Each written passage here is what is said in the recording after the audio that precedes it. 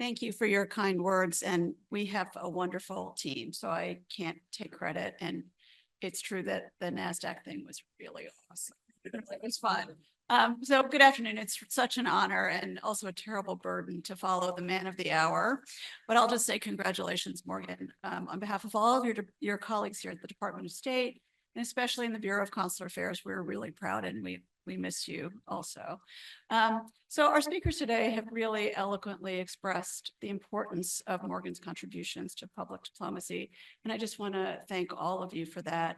And also Colin and Ameri for the sponsorship that brings us all together today. Thank you so much.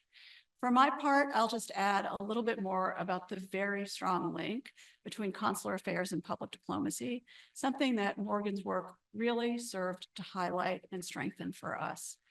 The Bureau of Consular Affairs is the public-facing service provider of the State Department. We meet millions of foreign nationals every single day.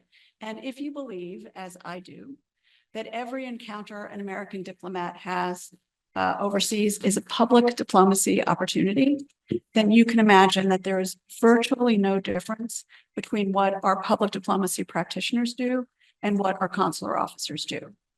In the Foreign Service, we're very fond of saying that in a crisis, we're all consular officers, but the real truth is, no matter what we're doing, but especially in the Bureau of Consular Affairs, we really are all public diplomacy officers.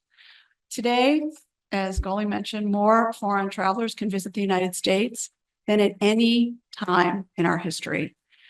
Last year alone, the department issued 10 million international visas to international travelers, students, and workers. And the work that Morgan is recognized for doing illustrates just how directly this impacts American communities.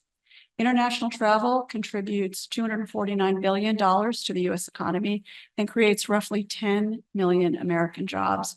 From small town bed and breakfasts to big city tech firms, the US economy absolutely depends on the movement of people.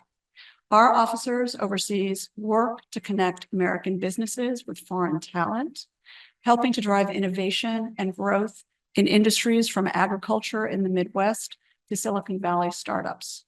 For every new international partnership or hire, every student enriching our classrooms while getting a first-rate education, every tourist visiting our national parks, local communities benefit with new jobs, increased spending, or just the joy that we all get from learning about a different culture through a new friend. Morgan brought home all of this to us in CA, literally, by reminding us that some of our most important work wasn't actually overseas, but here in the United States. Thanks to his efforts, our teams visited every state in the United States, making connections with local governments, with businesses, big and small, with universities, with religious organizations, you name it, all in the service of ensuring that the United States government, which has the monopoly on issuing visas, let's face it, kept its finger on the pulse of its most important client, the American people. And also just bringing home the economic benefits that cultural exchange brings and how it enriches all of our lives. So we have long known in the Bureau of Consular Affairs, we've long known that what we do is the foundation of our diplomacy efforts. And today's formal recognition of that by our wonderful colleagues here and by the public diplomacy community is extraordinarily meaningful to all of us. So thank you for having me here to speak today, for having all of us here. And Morgan, congratulations again on this very well-deserved honor. Thank you.